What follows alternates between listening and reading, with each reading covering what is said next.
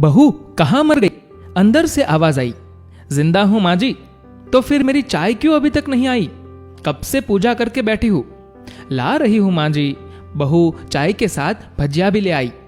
सास ने कहा, तेल का खिलाकर मारोगी क्या? बहू ने कहा, ठीक है माँ जी, ले जाती हूं। सास ने कहा, रहने दे, अब बना दिया है तो खा लेती हूं। सास ने भजिया उठाई और कहा, कितनी गंदी भजिया बनाई है तुमने। बहू कहती है, माँ जी मुझे कपड़े धोने हैं, मैं जाती हूं।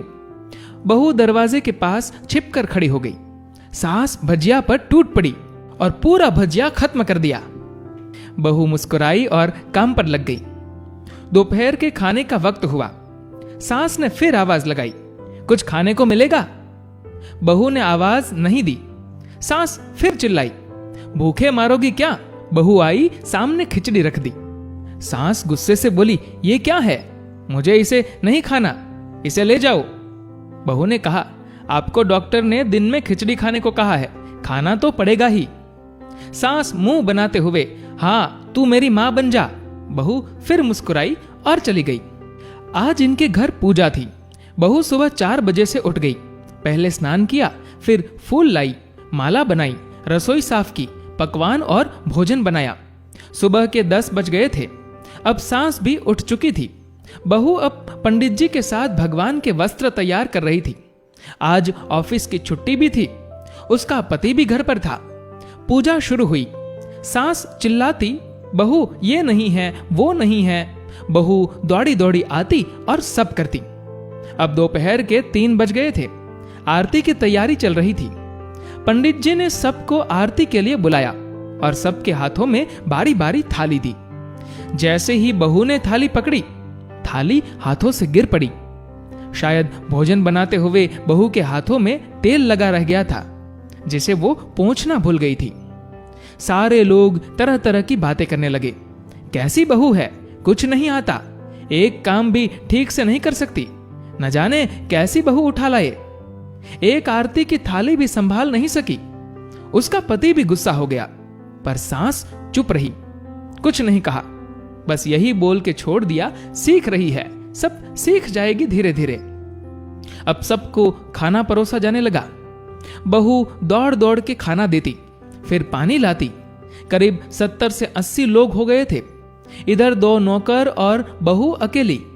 फिर भी वहां सारा काम बहुत ही अच्छे तरीके से हो रहा था। अब उसकी सास और कुछ आस पड़ोस के लोग खाने पर बैठे। बहू ने खाना परोसना शुरू किया।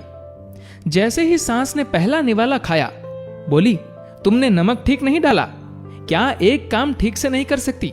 पता नहीं मेरे बाद कैसे ये घर संभालेगी। आस पड़ोस वाले को तो जानते ही हो ना साहब, वो बस बहाना ढूंढते हैं नुक्स निकालने का। फिर वो सब शुरू हो गए, ऐसा खाना है, ऐसी बहू है, ये वो वगैरह वगैरह। दिन का खाना हो चुका था। अब बहू बर्तन साफ करने नौकरों के साथ लग गई। रात में जगराता का कार्यक्रम रखा गया था। बहू भी 1-2 गीत गाने के लिए स्टेज पर चढ़ी। सास जोर से चिल्लाई, मेरी नाक मत कटा देना, गाना नहीं आता तो मत गा, वापिस आ जा। बहू मुस्कुराई और गाने लगी। सबने उसके गाने की तारीफ की, पर सास मुंह फुलाते हुए बोली, इससे अच्छा तो मैं गाती थी जवानी में, तुझे तो कुछ भी नहीं आता। बहू मुस्कुराई और चली गई। अब रात का खाना खिलाया जा रहा था। उसके पति के ऑफिस के दोस्त साइड में ही ड्रिंक करने लगे। उसका पति चिल्लाता, थोड़ी बर्फ लाओ, तो सास चिल्लाती, यहां दाल नहीं है। फिर चिल्लाता, कोल्ड ड्रिंक्स नहीं है, पापड़ ले आओ। इधर उधर आखिरी में उसके पति की शराब गिर पड़ी और बोतल टूट गई। पति गुस्से में 2 थप्पड़ अपनी पत्नी को लगाते हुए कहता है, जाहिल कही की, देखकर नहीं कर सकती थी, तुझे इतना भी काम नहीं आता। सारे लोग देखने लगे। उसकी पत्नी रोते हुए कमरे की तरफ दौड़ी। फिर उसके दोस्तों ने कहा, क्या यार, पूरा मूड खराब कर दिया, यहां नहीं बुलाया होता, हम कहीं और पार्टी कर लेते। कैसी अनपढ़ गवार बीवी ला रखी है तूने, उसे तो मेहमानों की इज्जत और काम करना तक नहीं आता, तुमने तो हमारी बेइज्जती कर दी। अब आस पड़ोस की औरतों को और बहाना मिल गया था। वो कहने लगी, देखो क्या कर दिया तुम्हारी बहू ने, किसी काम की नहीं है। मैं तो कहती हूं अपने बेटे की दूसरी शादी करा दो, छुटकारा पाओ इस गवार से। सास उठी और अपने बेटे के पास जाकर उसे थप्पड़ मारा और कहा, अरे नालायक, तूने मेरी बहू को मारा, तेरी हिम्मत कैसे हुई, तेरी टांग तोड़ दूंगी। उसके बेटे के दोस्त कुछ कहने ही वाले थे कि उसकी मां ने घुरते हुए कहा, चुप, बिल्कुल चुप, यहां दारू पीने आए हो, जबकि पता है आज पूजा है और तुम्हें पार्टी करनी है। कैसे संस्कार दिए हैं तुम्हारे माता पिता ने? और किसने मेरी बहू को जाहिल बोला? जरा इधर आओ, चप्पल से मारूंगी अगर मेरी बहू को किसी ने एक शब्द भी कहा तो। अरे पापी, तूने उस लड़की को बस इसलिए मारा कि उससे तेरी शराब की बोतल गिर गई।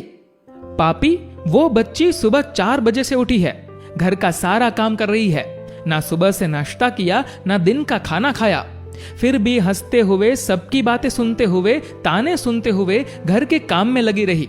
तेरे यार दोस्तों को वो अच्छी नहीं लगी, जूते से मारूंगी तेरे दोस्तों को जो कभी उन्होंने ऐसा दोहराया। उसके यार दोस्त चुपके से खिसक लिए। अब सास बहू के कमरे में गई और बहू का हाथ पकड़कर बाहर लाई।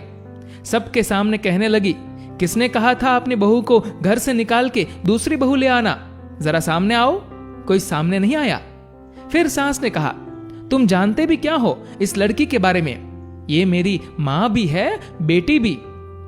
मां इसलिए कि ये मुझे गलत काम करने पर डांटती है, और बेटी इसलिए कि ये हमेशा मेरे दिल की भावनाएं समझ जाती है, मेरी दिन रात सेवा करती है, मेरे 1000 ताने सुनती है, पर एक शब्द भी गलत नहीं कहती, ना सामने ना पीठ पीछे। और तुम कहते हो दूसरी बहू ले आऊं? याद है ना छुटकी की दादी, अपनी बहू की करतूत? सास ने गुस्से से पड़ोस की महिला को कहा, अभी पिछले हफ्ते ही तुम्हारे बच्चे, तुम दोनों मियां बीवी को भूखे छोड़ घूमने चले गए थे। मेरी इसी बहू ने 7 दिनों तक तुम्हारे घर पर खाना पीना बनाया, यहां तक कि तुम्हारे पैर भी दबाती थी, और तुम इसे जाहिल बोलते हो। जाहिल तो तुम सब हो जो कोयले और हीरे में फर्क नहीं जानते।